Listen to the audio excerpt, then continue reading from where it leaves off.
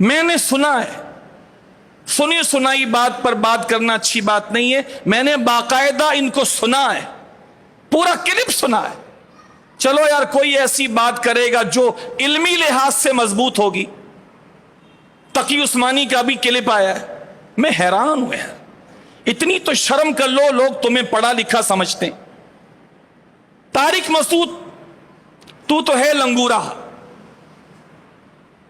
تیرے پاس مسجد میں لوگوں کو ہنسانے کھلکھلانے ٹک ٹاک بنانے کے علاوہ تیرے پاس ہے کیا؟ اگر شرم ہوتی ذرا سی بھی تو اپنے کلپ کو دوبارہ کبھی دیکھ کر کے تجھے غیرت آتی کہ میں کیا کر رہا ہوں۔ اللہ کے رسول سے منسوب ممبر پہ بیٹھتا ہوں اور باتیں میں یہاں وہاں کی کہانیاں سنا کے فارغ ہو جاتا ہوں۔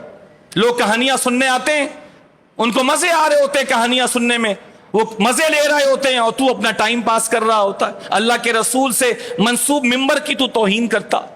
اس کو بھی میں نے سنا کہ شاید کوئی کام کی بات کرے اپنے لحاظ سے، میلاد یوں غلط ہے، جلوس یوں غلط ہے، کوئی دلیل ہوگی؟ آپ خدا کی قسم،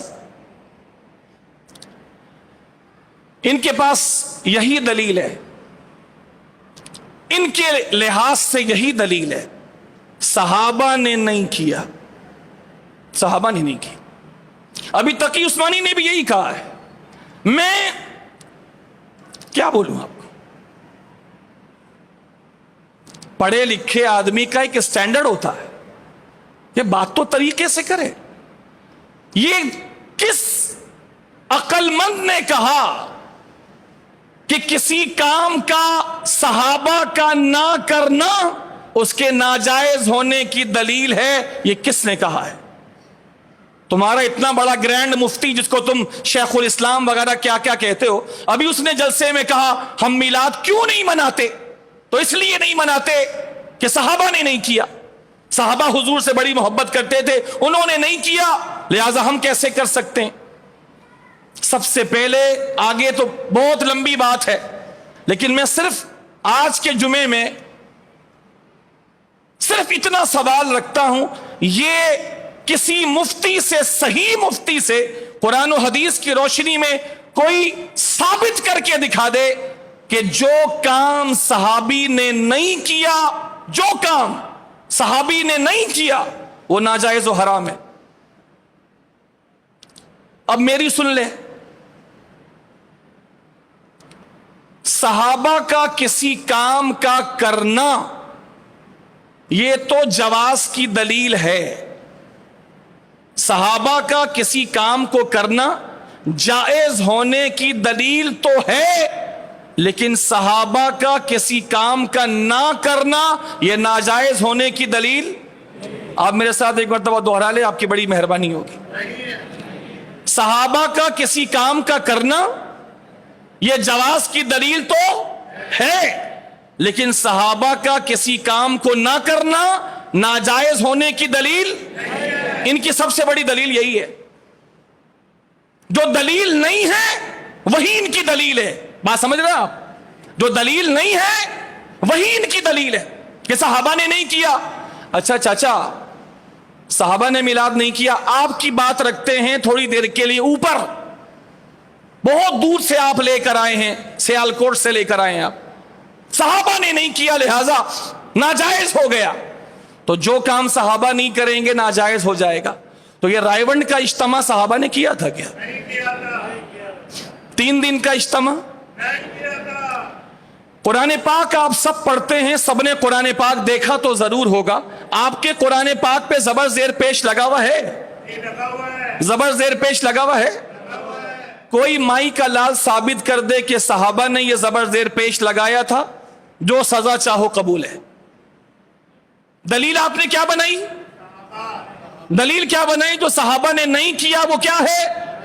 آواز آنی چاہیے۔ آپ کی دلیل کیا تھی جو ان لوگوں نے بنائی؟ جو کام صحابہ نے نہیں کیا وہ کیا ہے؟ مجھے ثابت کر دے کہ 3 دن کا اجتماع، 40 دن کا چلہ، بخاری شریف کا درس، بخاری شریف کا اجتماع، پکی مسجدیں، مسجدوں کی آرائش، صرف و نحو کی کتابیں، درس نظامی کی کلاسیں، سب دین کی بات کر رہا ہوں، سب دین کی بات کر رہا. اس کے علاوہ قرآن مجید فرقان حمید کا زبر زیر پیش اعراب ثابت کر دے کہ یہ صحابہ نے کیا ہے. آپ بولو کیا ہے صحابہ نے؟ یہ تو جائز ہے کہ ناجائز ہے؟ ہمارے نزدیک جائز ہے کہ ناجائز ہے؟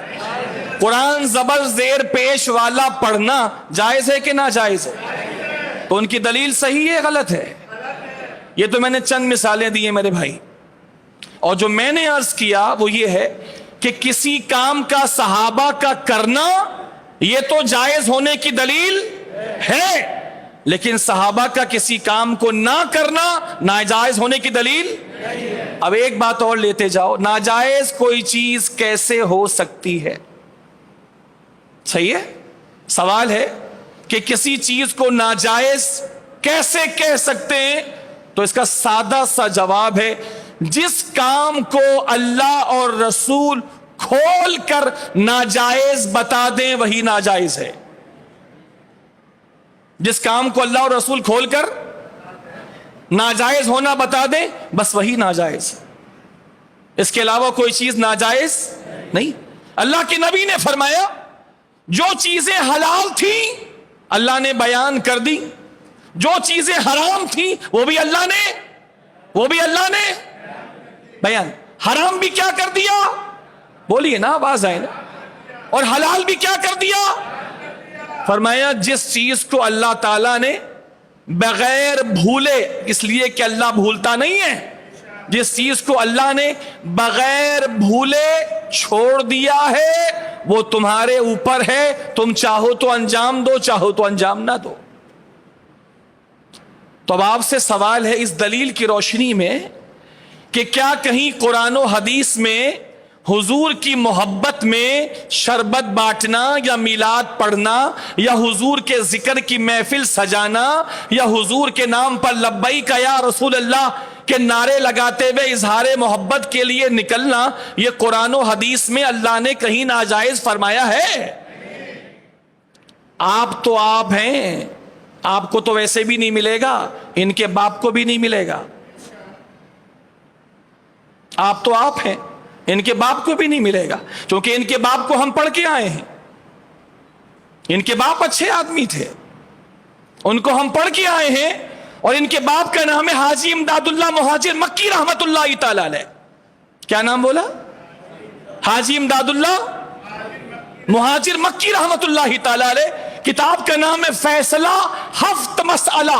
7 مسئلوں پر ایک کتاب لکھی ہے، اور سب سے بڑا مسئلہ تھا میلاد کا. کتنے مسئلے؟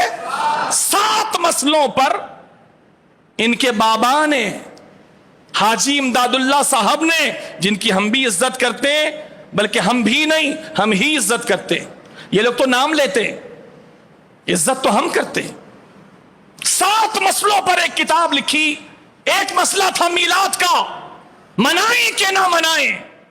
ان 7 مسئلوں میں سے سب سے پہلے، کتاب کھول کے پڑھو، نہ ملے تو گردن اڑا دو، سب سے پہلا مسئلہ حاجی امداد اللہ صاحب نے جو بیان کیا ہے وہ میلاد کا مسئلہ بیان کیا ہے. اور فرمانے لگے میلاد کے جائز ہونے میں تو کسی بھی عقل مند کو کوئی کلام نہیں ہو سکتا. میلاد کا جائز ہونا تو دور کی بات ہے، فقیر خود ساری زندگی حضور کی میلاد مناتا رہا ہے، اور میلاد منانے کو برکات اور رحمتوں کے نزول کا ذریعہ سمجھتا رہا ہے.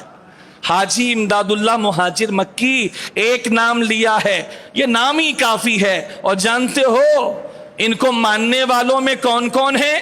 ان کے ماننے والوں میں دیوبندیت کے سب سے بڑے سورما اشرف علی تھانوی ہیں، کہ اشرف علی تھانوی صاحب حاجی امداد اللہ صاحب کے مرید ہیں.